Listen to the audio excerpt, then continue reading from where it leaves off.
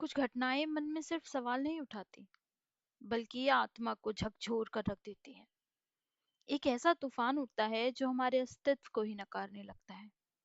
किताबें, स्कूल, पढ़ाई, ज्ञान, सब कुछ बेमतलब सा लगता है।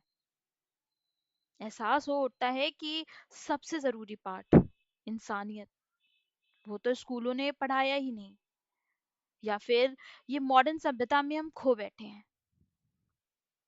ऐसी ही एक घटना इन दिनों इंटरनेट पे खूब वायरल है, जहां एक बुजुर्ग आदमी मात्र 19,000 के लिए अपनी मरी हुई बहन की कब्र खोदकर उसके कंकाल को बैंक लेके आया है, क्योंकि बैंक के अधिकारियों का कहना है कि उनके हिसाब से दस्तावेज कमजोर थे।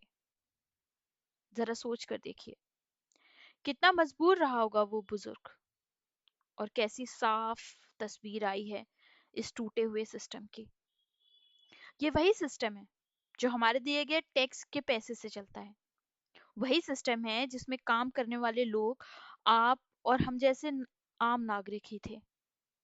ये वही सिस्टम है जो करोड़ों अरबों के घोटाले करने वाले लोगों के कर्ज माफ कर देता है। और ये वही सिस्टम है जो लोन देने के लिए अपने आप ही सारे दस्तावेज पूरे कर देता है। विडंबना ये है कि हम शांत बैठे हैं, खून में उबाल तो आता है पर जैसे हाथ बंधे हों। कुछ ने तो सोच लिया है ये हमारा काम नहीं, और कुछ मान बैठे हैं कि अब कुछ बदल नहीं सकता।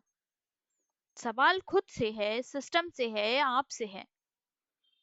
ये तो मैं जानती हूँ कि घोटाले हम सब कर रहे हैं, छोटे बड़े जैसे भी हों, लालची हम सब हैं। पर क्या सच में अब हम इंसान कहलाने के भी लायक नहीं? क्या मार दी है आत्मा हमने और कर बैठे हैं खुद को गुलाम फिर से? तो फिर पहन ही लेते हैं ना बेड़ियां। क्यों ही आजादी के झूठे नारे लगा के घूम रहे हैं? देश के प्रेम के नाम पर मर मिटने की बातें करते हैं। ये कैसा देश प्रेम है जिसे देश के लोगों से ही प्रेम नहीं? शर्मसार है आज पूरा देश, शर्मिंदा है हम सब। बस अगर किसी को शर्म नहीं है तो वो है ये सिस्टम और कुर्सी पर बैठे वो चंद लोग।